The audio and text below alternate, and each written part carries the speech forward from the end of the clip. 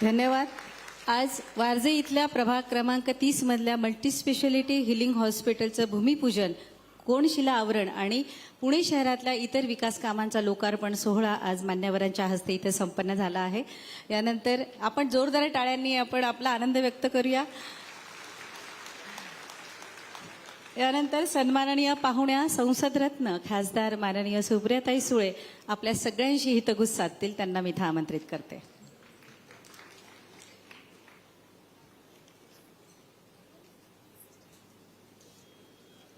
नमस्कार। महाराष्ट्राचे माननीय उपमुख्यमंत्री देवेंद्रजी, महाराष्ट्राचे माननीय उपमुख्यमंत्री श्री अजित पवारजी, भीमराव तापकीर व्यासपीठावरील सर्वच मान्यवरांना उपस्थित बंधू आणि भगिनींनो, आज आपल्या सगळ्यांचं मी मनापासून वारज्यात स्वागत करते। कारण का एक अनेक वर्षाचं आपलं जे स्वप्न आहे ते आज पूर्ण होतंय आणि याचं संपूर्ण श्रेय सचिन दोडके, सायली वांजळे, बाबा धुमाळ आणि दिलीप भाऊ बराटेंना जातं। कारण का सुरुवातीपासून ह्या चौघांनी त्याचा प्रचंड फॉलोअप केला आणि दिलीप भाऊंनी आधी एक अतिशय सुंदर हॉस्पिटल सर्वसामान्य मायबाप जनतेशी वारज्यात सुरू केलं आणि त्यानंतर सचिन भाऊंनी प्रचंड फॉलोअप करून ह्याही भागात एक उत्तम दर्जाचं हॉस्पिटल व्हावं याच्यासाठी त्यांनी प्रयत्न केले। त्याच्यामुळे आपल्या सगळ्यांसाठी हा एक खूप आनंदाचा आणि समाधानाचा दिवस आहे। कारण आयुष्यात सगळ्यात मोठी अडचण कधी येते, ती येते जेव्हा आपल्या घरात कोणीतरी आजारी पडतं आणि तेव्हा जी धमछाक कुठल्याही कुटुंबाची होते ती आपण सगळ्यांनीच कधी ना कधी किंवा कोविडच्या काळात तर आपण सगळ्यांनीच अनुभवली आहे। मी स्वतः एक कॅन्सर सर्वायव्हिंग फॅमिलीमधून आलेली आहे। माझ्या वडिलांना 1 नाही 2 नाही 3 वेळा कॅन्सर झालेला आहे आणि त्यावेळीस पांडुरंगानंतर त्याचं दर्शन मला कोणी दिलं असेल तर त्या डॉक्टरांनी दिलेलं आहे आणि आज माझे वडील आज आहेत त्याचं संपूर्ण श्रेय या भारतातल्या उत्तम डॉक्टरांना जातं। कारण डॉक्टरांची ही जी सेवाभावी वृत्ती असते ती कोविडमध्ये तर आपण पाहिलीच, पण साधारणपणे क्लिनिकल डायग्नोसिस म्हणजे टेक्नॉलॉजी तंत्रज्ञान खूप असतं। ह्याही हॉस्पिटलमध्ये अतिशय उत्तम तंत्रज्ञान आणि टेक्नॉलॉजी असणार आहे, पण भारताची सगळ्यात मोठी खासियत ही क्लिनिकल डायग्नोसिस आहे। म्हणजे अनेक वेळा आपण आपल्या फॅमिली डॉक्टरकडे गेलो की तो आपल्या चेहऱ्याकडे बघूनच आपल्याला सांगतो की तुम्हाला हा आजार झालाय। कारण आजकालच्या तंत्रज्ञानामध्ये परदेशात डॉक्टरांना एवढा वेळ नसतो, पण भारतातले डॉक्टर हे अतिशय उत्तम काम करतात आणि अजूनही फॅमिली डॉक्टरची जी प्रथा आहे ती अजूनही आपल्या देशात आहे आणि या संपूर्ण वारज्याच्या बाबतीत हा एक अतिशय सुंदर हॉस्पिटल होतच आहे, पण त्याबरोबर ही सेवाभावी वृत्ती ही सातत्याने राहील। आज महाराष्ट्र सरकारचे मी मनपूर्वक आभार मानते की त्यांनी हे काम पूर्ण करण्यासाठी आवर्जून आज हे सगळे उपस्थित राहिले। पुणे म्युनिसिपल कॉर्पोरेशनचेही खूप मोठं योगदान या कामात आहे। एकच माझी मागणी महाराष्ट्र सरकारकडे, 2 छोट्या मागण्या खरं तर आहेत की अनेक दिवस इथे नगरसेवक नाही आहेत, त्याच्यामुळे गेले 2-2.5 वर्ष इलेक्शन न झाल्यामुळे आज या भागातल्या सर्वसामान्य मायबाप जनतेने कुणाकडे जावं हा एक खूप प्रश्न मोठा त्यांच्याकडे येतो आणि सत्तेचं विकेंद्रीकरण व्हावं जे स्वप्न आदरणीय कैलासवासी यशवंतराव चव्हाणांनी पाहिलं, त्या सत्तेचं विकेंद्रीकरण करण्यासाठी एक नगरसेवकाचा रोल हा खूप महत्त्वाचा असतो। त्याच्यामुळे नगरसेवक यांचं इलेक्शन आपण जर लवकरात लवकर घेतलं तर या संपूर्ण भागातल्या लोकांना खूप आधार मिळेल आणि त्याचबरोबर या भागामध्ये ज्या पाण्याच्या टाक्या झाल्या, आपल्याला आठवत असेल की सगळ्यात मोठी पाण्याची टाकी जी झाली ती आमदार रमेशभाऊ वांजळे यांच्या नावाने झाली, तर दुसरी मोठी जी आपण इथे टाकी केली ज्यांनी स्वतःची जमीन तुम्हाला आणि मला पाणी मिळावं ह्याच्यासाठी मिळाली ती कैलासवासी हबप सुभाष भाऊ जनार्दन चौधरी यांच्या नावावी व्हावी अशी अनेक स्थानिक लोकांची मागणी आहे। तीही जर सरकारने पूर्ण केली की त्या लोकांनी आपल्यासाठी खूप मोठा त्याग केला आणि आपल्यासाठी 24 तास पाणी हे देण्यासाठी त्यांनी जी जमीन दिली त्याबद्दल त्या सकंड चौधरी कुटुंबाचे मी मनपूर्वक आभार मानते। आज पुन्हा एकदा महाराष्ट्र सरकार आणि पुणे म्युनिसिपल कॉर्पोरेशन आणि माझे सगळे सहकारी त्यांनी जो पाठपुरावा करून अतिशय उत्तम असं आरोग्याचं मंदिर आज इथे उभं राहिलंय त्याबद्दल मी सगळ्यांचे मनपूर्वक आभार मानते आणि आपण सगळे सेवाभावी वृत्तीने कुठलाही प्रॉफिटचा विचार न करता आपण इथे हा उपक्रम करूया आणि महाराष्ट्र सरकारने फक्त त्यांच्या भाषणात एक स्पष्टीकरण करावं, कारण एक वर्तमानपत्रात बातमीसारखी येते की ह्या हॉस्पिटलसाठी महाराष्ट्र सरकारनी त्यांनी सॉव्हरन गॅरंटी दिली आहे असा एक गैरसमज होतोय. त्याच्यामुळे नक्की ती सॉव्हरन गॅरंटी काय आहे आणि त्याच्यामुळे लोकांना जी सेवा मिळणार आहे त्याच्यात तर काही कमतरता होणार नाही एवढीच ग्वाही द्यावी. आज देवेंद्रजी आवर्जून मुंबईवरनं या कार्यक्रमासाठी आलेत, त्यांचं मी मनापासून स्वागत करते पुण्यामध्ये. आणि माननीय मुख्यमंत्री आज त्यांच्या नेतृत्वाखाली हा कार्यक्रम होता, ते काही कारणामुळे येऊ शकले नाही, तरी माननीय मुख्यमंत्री आणि दोन्ही DCM आणि महाराष्ट्र सरकारचे मी मनपूर्वक आभार मानून आपली रजा घेते. जय हिंद, जय महाराष्ट्र. खूप खूप धन्यवाद ताई. यानंतर खडकवासला मतदारसंघाचे आमदार माननीय भीमराव अण्णा तापकीर आपल्याशी संवाद साधतील.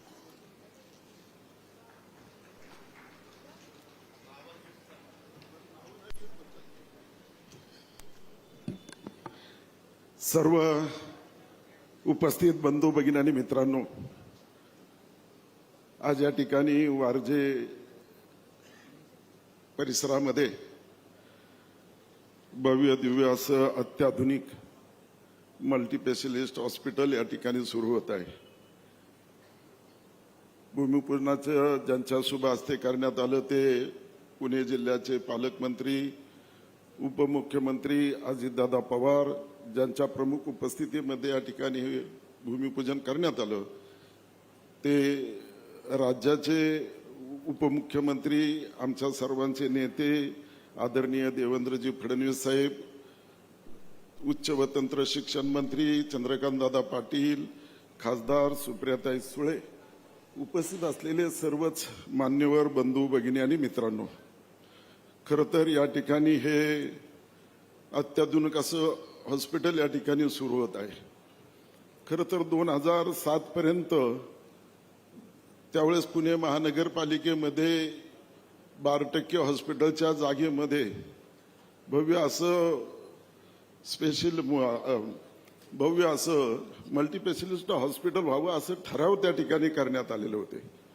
परंतु त्यावेळेस कोणी त्या ठिकाणी ते ठराव पास न केल्यामुळे खरं तर आपण पाहतो, ज्यावेळेस भारतीय जनता पार्टीचं पुणे महानगरपालिकेमध्ये महापौर असतील, उपमहापौर असतील, सभागृह नेते असतील, स्टँडिंग कमिटीचे चेअरमन असतील, यांनी एक चांगला निर्णय या ठिकाणी केला की या भागामध्ये असणाऱ्या 2.5 एकर जागेमध्ये खरं तर ही मोकळी जागा या ठिकाणी पडलेली आहे.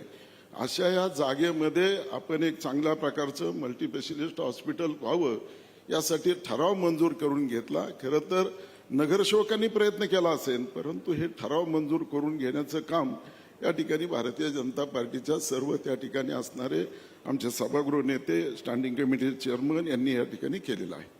आपण पाहतो की या ठिकाणी जे हॉस्पिटल होणार आहे हे 375 जरी त्या ठिकाणी बेड्स असेल, त्यांना जो खर्च आहे तो पुणे महानगरपालिका करणार नाही.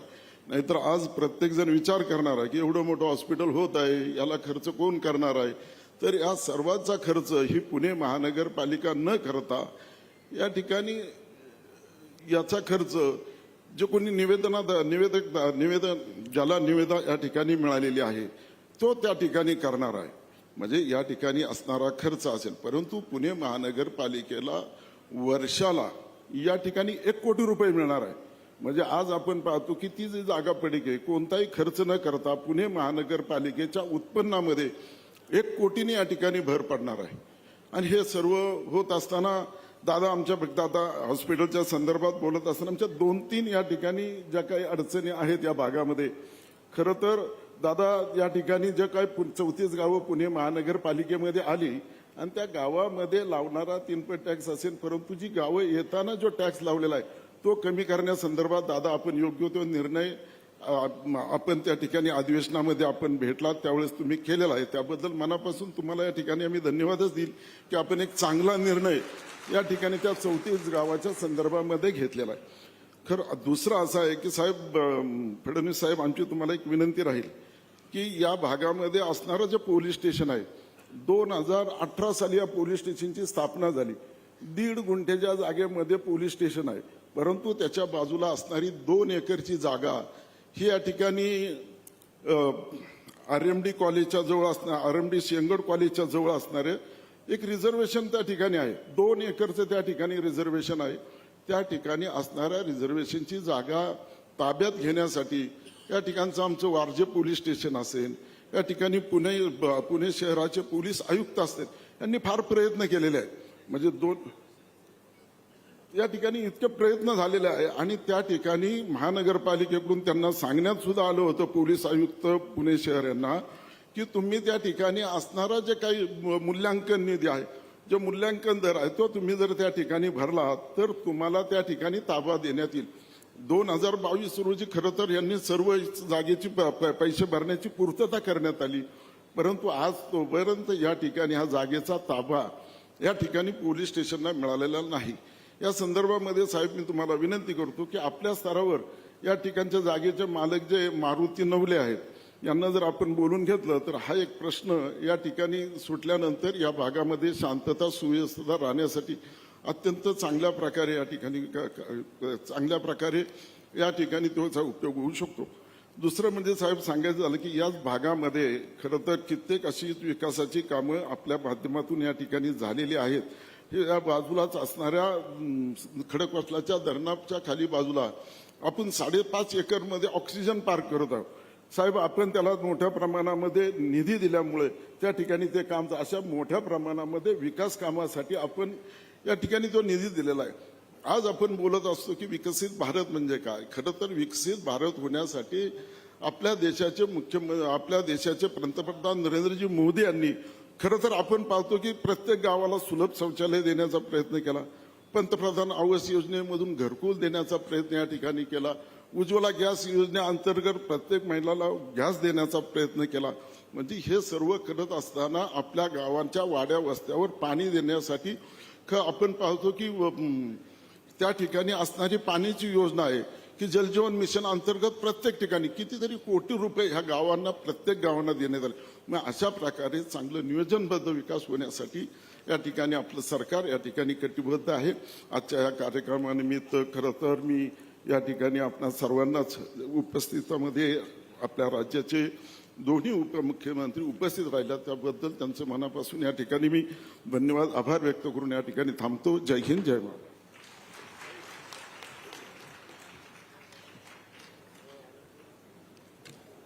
आजच्या कार्यक्रमाला उपस्थित असणारे आपले उपमुख्यमंत्री राज्याचे देवेंद्र फडणवीसजी, तसंच मंत्रिमंडळातील आमचे सहकारी चंद्रकांत दादा पाटील, खासदार सुप्रिया सुळे, भीमराव तापकीर, जगदीश मुळीक, योगेश टिळेकर, दीपक मानकर, रमेश कोंडे, हेमंत रासने, धीरज घाटे, प्रदीप देशमुख, भगवान पासलकर, दिलीपराव वराटे, दीपाली धुमाळ, प्रदीप धुमाळ, किरण बारटक्के, गणेश बिडकर, वर्षा तापकीर, हर्षदा वांजळे, सायली वांजळे, सचिन दोडके, सचिन दांगट, वृषाली चौधरी, वासुदेव भोसले, शरद बराटे, हरिदास सरवड, वेगवेगळ्या राजकीय पक्षाचे उपस्थित असणारे सर्व सन्माननीय आजी माजी पदाधिकारी, आपले आयुक्त विक्रम कुमार, तसंच हॉस्पिटलचे पार्टनर श्रीयुत अंबर आयादे, त्यांचे सगळे सहकारी, महानगरपालिका आणि राज्य सरकारचा उपस्थित असणारा अधिकारी वर्ग, कर्मचारी वर्ग, बंधू भगिनींनो आणि माझ्या तरुण मित्रांनो, सुरुवातीलाच आपल्या जिल्ह्याचा पालकमंत्री यांना त्यांनी राज्याचे उपमुख्यमंत्री आपल्या शहरामध्ये आलेत, आपल्या जिल्ह्यात आलेत, आपल्या सर्वांच्या वतीनं मी देवेंद्रजींचं मनापासून स्वागत करतो. आज जवळपास 500 कोटी रुपयाच्या कामांची भूमिपूजन आणि उद्घाटन ही आपण इथं घेतलेली. एक तर 380 कोटीचं तुमच्या सगळ्यांच्या साक्षीनंच भूमिपूजन झालं आणि बाकीची 4 ऑनलाईनने केलेली आहे. लवकरच लोकसभेच्या निवडणुकीची आचारसंहिता लागेल. आज खरं आमच्याकडे वेळ अतिशय कमी आहे, त्याच्यावर दादाही म्हणले की मी बोलत नाही, तुम्ही बोला आणि देवेंद्रजींनी बोलू द्या. कारण 11 वाजता एक महत्वाचा नवीन एकात्मिक टर्मिनल इमारत पुणे विमानतळाचं उद्घाटन हे VCच्या द्वारे पंतप्रधान स्वतः करतायत आणि जवळपास 14 अन्य विमानतळाचं देखील प्रकल्पाचं उद्घाटन आहे. 9,800 कोटी रुपयांची विमानतळं आपल्या देशात आणि राज्यामध्ये बांधली गेलेली आहेत किंवा टर्मिनल बांधले गेलेले आहेत, त्याचं उद्घाटन आहे. त्यामुळे त्याही कार्यक्रमाला आम्हाला अतिशय लवकर जायचं आहे. खरं तर 2 वर्षापेक्षा जास्त काळ झाला महानगरपालिकेच्या निवडणुका थांबलेल्या आहेत. ह्या सुप्रीम कोर्टामुळे थांबल्यात. आम्हालाही वाटतं आम्ही लोकांच्यातनं निवडून आलेले कार्यकर्ते आहोत आणि वेगवेगळ्या कार्यकर्त्यांना संधी मिळावी. जिल्हा परिषद, तालुका पंचायत, महानगरपालिका, नगरपालिका, नगरपंचायत. पण सुप्रीम कोर्टामध्ये ओबीसी ह्याबद्दलचा एक मुद्दा गेलेला आहे. लवकर त्याचा निकाल लागेना. सातत्याने राज्य सरकार प्रयत्न करत आहे की त्याची तारीख लागावी आणि लवकरात लवकर ह्या निवडणुका व्हाव्या. ह्याच मताचं महायुतीचं सरकार आहे. याची कृपया नोंद आपण सर्व सहकाऱ्यांनी घ्यावी. मित्रांनो, आरोग्याचा प्रश्न किती महत्वाचा आहे. कोरोनाच्या काळामध्ये उभ्या जगाला कळलं, राज्याला कळलं, देशाला कळलं, पुण्याला देखील कळालं. आणि त्या काळामध्ये hospital, paramedical staff, nurses, doctors यांची किती गरज आहे हे आपल्याला सगळ्यांच्या लक्षात आलं. आणि त्याच्यातूनच नंतर गेले 2 वर्ष हे महानगरपालिकेची मुदत संपल्यावर चंद्रकांत दादा पाटील असतील, मी असेल, देवेंद्रजी असतील, भीमरावजी असतील, आम्ही सगळ्यांनी की बाबा कामं झाली पाहिजे. शेवटी निधी मर्यादित आहे आणि त्याच्यातून ही कल्पना पुढे आली की आपण एक मल्टी स्पेशालिटी हॉस्पिटल उभं करायचंय. मित्रांनो, कदाचित तुम्हाला अशी शंका येईल की हे हॉस्पिटल उभं केल्यानंतर आमचं काय. ह्याच्यामध्ये तोही विचार राज्य सरकारने आणि महानगरपालिकेने केलेला आहे, लोकप्रतिनिधींनी केलेला आहे. 450 बेड ज्यावेळेस इथं होणार आहेत त्याच्यातले 10% बेड्स पूर्णपणे मोफत आणि 6% बेड शासकीय दराने, अशा प्रकारे 16% बेड्स हे सर्वसामान्यांच्या करता ज्यांची ऐपत नाहीये परंतु त्यांचं आरोग्य चांगलं राहिलं पाहिजे त्याकरता ह्या इमारतीमध्ये ती व्यवस्था ही आपण केलेली आहे. त्याच्यामुळं कुणी काळजी करण्याचं कारण नाही.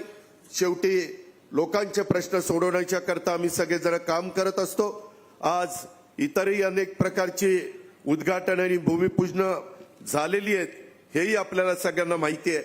मित्रांनो, हे हॉस्पिटल करण्याच्या करता मीच अनेक नगरसेवकांना इथं निवडून आणलंय, काहींनी चंद्रकांत दादांनी निवडून आणलंय. म्हणजे दोन्ही दादांनीच लोक निवडून आणलेली, बाकी कुठे आलेलं नव्हतं. एक तो भाजपचे तरी दादा असू द्या किंवा राष्ट्रवादीचा तरी दादा असू द्या. आणि ह्याच्यातून त्यांनी प्रयत्न केला परंतु त्या काळात कुणालाच हे रेटलं नाही. आता मी बोर्ड बघितले 10 वर्ष 7 वर्ष काही नाही, हे मी खरं बोलतो. त्याच्यामध्ये 2 वर्षात आम्ही शेवटी काय ठरवलं, मी देवेंद्रजींना म्हणालो, देवेंद्रजी आपल्याला हे करायचंय, आपल्याला मर्यादित प्लॅन आहे. मग देवेंद्रजी म्हटलं की आपण असं करू, मल्टी स्पेशालिटीचा विचार करू. आणि त्याच्यातनं हा विचार पुढे आला. तो दादांनाही आवडला, तो मलाही आवडला, तो भीमरावजींना पण आवडला आणि त्याच्यातून आता इथं चांगल्या प्रकारचं हॉस्पिटल उभं राहत आहे. मित्रांनो, आपल्या एकंदरीत ह्या 2 वर्षात नुसतं हेच नाही, वारज्याच्या बरोबर चंद्रकांत दादा पाटील, तुम्हाला माहिती असेल तुमच्याही मतदारसंघात बाणेरला आपण एक हॉस्पिटल करतोय. देवेंद्रजी असंच आम्ही हॉस्पिटल करतोय. ते तर किती बेडचं आहे, 550 बेडचं आहे. पण त्याच्यात पण गरिबाच्या करता आरक्षित ठेवलंय, त्याच्यात पण शासकीय खर्चाने ठेवलंय. त्याच्यावर तुम्ही काळजी करू नका. आम्ही 30-30 वर्ष समाजकारण राजकारण करणारे कार्यकर्ते आहोत आणि त्याच्यामुळं हे बारकाईनं गोरगरीब समाज, दुर्लक्षित समाज ह्या करता काय केलं पाहिजे हा सगळा विचार करून आपण हे निर्णय घेतलेले आहेत. जाता जाता भीमरावांनी एक मुद्दा काढला 34 गावांचा. मध्ये मी आणि चंद्रकांत दादांनी ह्याची बैठक घेतली होती. देवेंद्रजी गोविंदराजला मी गुरुवारी रात्री एक मीटिंग केली आणि त्याच्यामध्ये आपण शास्तीकराच्या बाबतीमध्ये जो पिंपरी चिंचवडला निर्णय घेतला त्याची कॉपी पण माझ्याकडे आहे. तशा पद्धतीनं आम्ही विक्रम कुमारांना सांगितलं की ते सगळं शास्तीकराचं सध्या थांबवा, लोकांना त्रास देऊ नका, वसुली करण्याच्या भानगडीमध्ये आत्ता लगेच पडू नका. त्या संदर्भात महायुतीचं सरकार, एकनाथराव शिंदे, मी, देवेंद्रजी, चंद्रकांत दादा पाटील, आम्ही त्याच्यातनं मार्ग काढतोय. यदा कदाचित आचारसंहिता लागली तर मी तुम्हाला सांगतो, ती आचारसंहिता संपल्यानंतर तशा प्रकारचा GR एकनाथराव, मी आणि देवेंद्रजी आणि चंद्रकांत दादा पाटील हा काढू आणि शास्त्रीकराचा जो काही एक ऐरणीवर मुद्दा आलेला आहे त्याच्यातनं पण मार्ग काढून देऊ. आपण काळजी करू नका. कुणी काही आणखी निवडणुकीच्या निमित्तानं सांगतील, काही ते खरं नाही. शेवटी सरकार इथं आपलंच आहे. आपणच तिथं काम करणार आहोत आणि त्याच्यातनं प्रश्न सोडवणार आहोत. मगाशी बोलत असताना एक भीमरावनी सांगितलं की नरेंद्र मोदी साहेबांच्या नेतृत्वाखाली काय काय कामं चाललेली आहेत देशामध्ये. मी एवढंच जाता जाता सांगतो, जनतेहो, आता तिसऱ्यांदा नरेंद्र मोदींना पंतप्रधान करायचंय, एवढाच आपला सगळ्यांचा निश्चय आहे. एवढी खुणगाट मनाची बाळगा आणि या सगळ्या विकास कामाला मी हार्दिक शुभेच्छा देतो आणि आपल्या सगळ्यांची रजा घेतो. जय हिंद, जय महाराष्ट्र. धन्यवाद दादा. यानंतर महाराष्ट्र राज्याचे उपमुख्यमंत्री आदरणीय नामदार देवेंद्रजी फडणवीस साहेब यांना विनंती की आपण सगळ्यांना संबोधित करावं.